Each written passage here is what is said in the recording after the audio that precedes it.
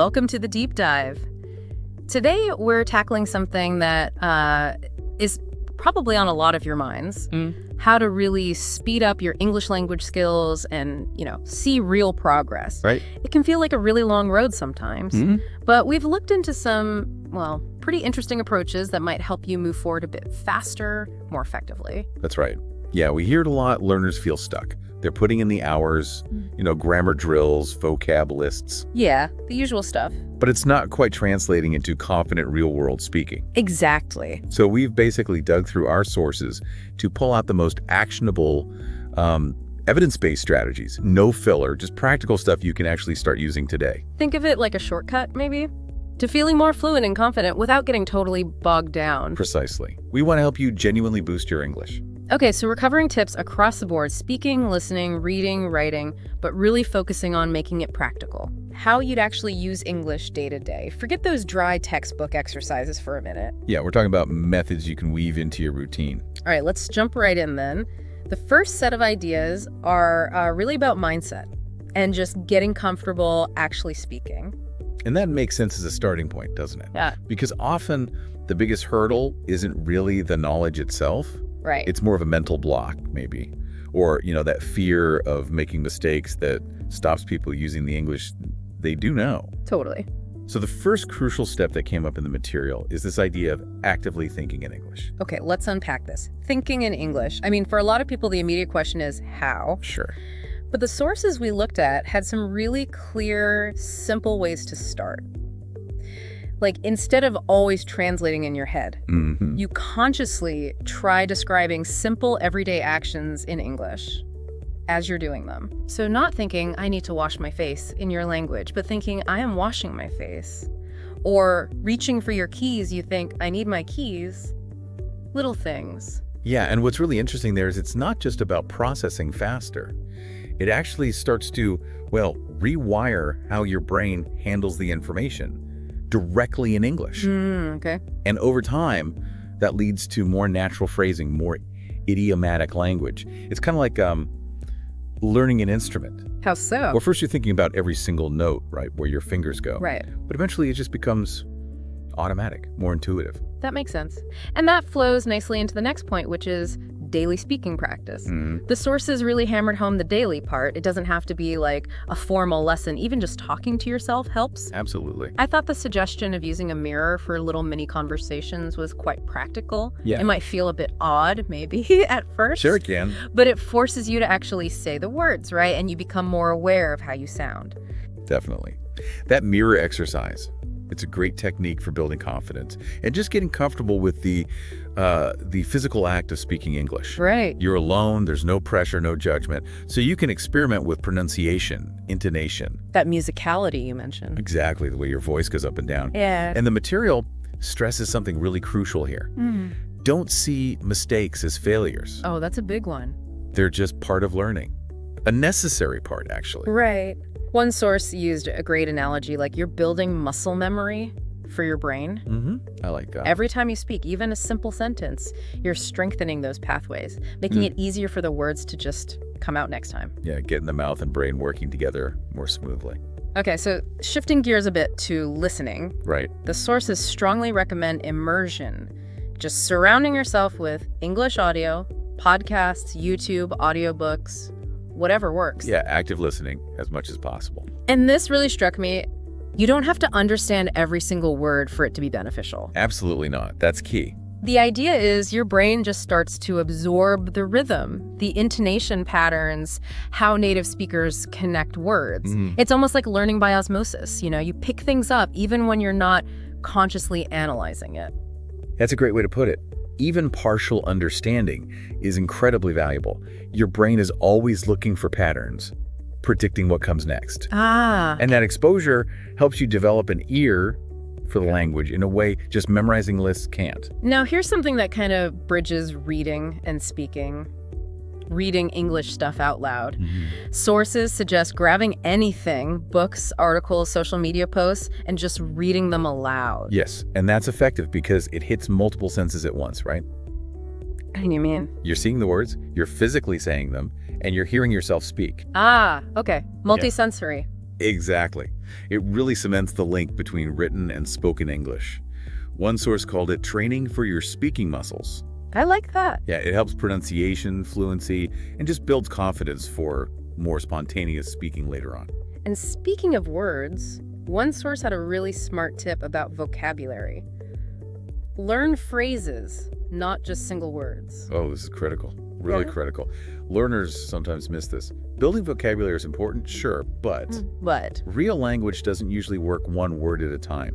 Words stick together in common pairings, meaningful chunks. Lexical chunks, is that the term? That's the one, yeah. Groups of words that just naturally go together. The example in the material is good. Like, instead of just learning go, learn go for a walk, go shopping, go crazy. Exactly. Those are natural combinations, collocations. Learning them as whole units makes you sound more natural. And probably helps understanding too, right? Seeing how words work together. Definitely. You grasp the nuances of meaning in context.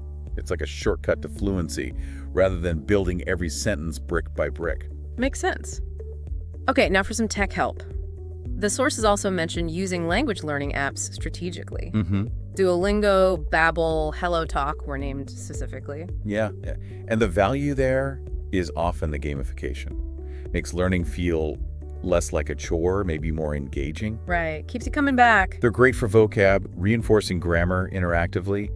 And apps like HelloTalk let you actually connect with native speakers. For a language exchange. Exactly. Really valuable practice. Plus, you can fit it in during short breaks. Yeah. Very convenient. And it's not just about intake, is it? The sources also really push active production, like writing. Yes, absolutely. Yeah. Keeping an English journal was a strong suggestion. Okay. It's a really effective way to engage actively, solidify what you're learning elsewhere, writing regularly, even just a few sentences. Yeah. It forces you to organize your thoughts in English, practice sentence structure, and you start noticing where you struggle maybe with grammar or finding the right word.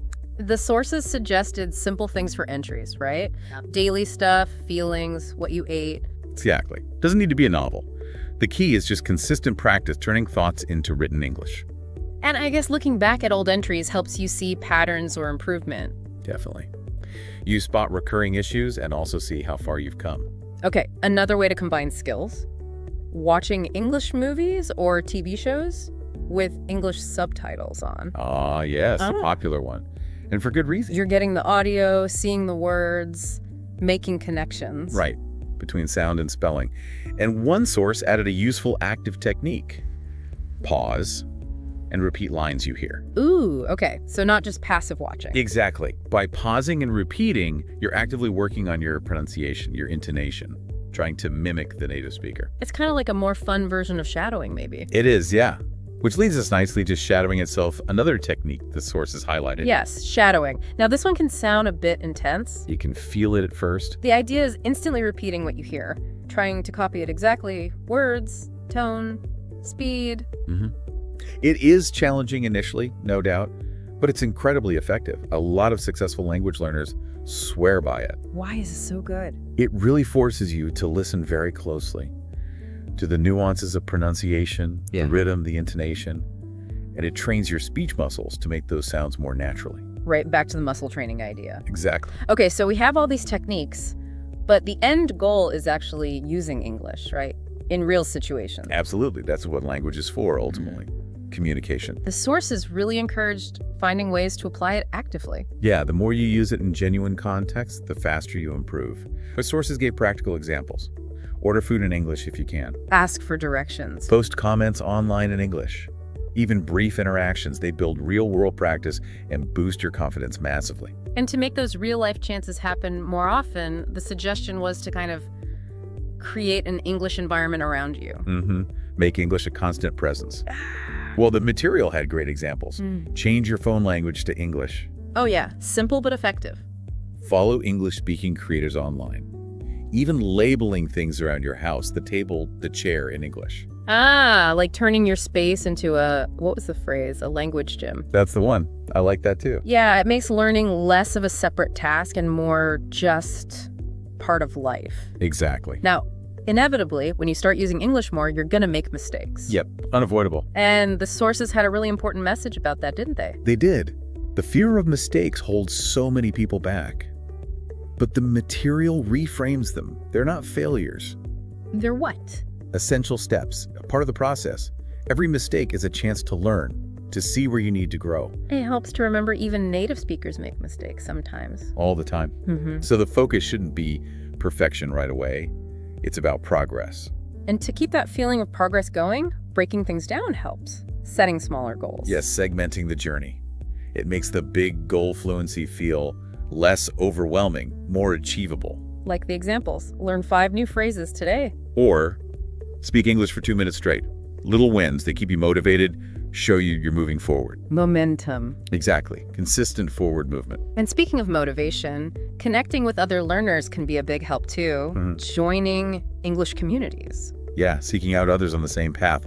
Online forums, Facebook groups, those language exchange apps again. Why is that helpful? It's a supportive space. Yeah. You can ask questions without feeling silly, practice speaking, learn from others' experiences. I realize you're not alone in the struggle, maybe. Precisely. Makes it more social, more enjoyable, and ultimately more sustainable. Okay, so finally, and this might be the biggest takeaway from everything. Go on.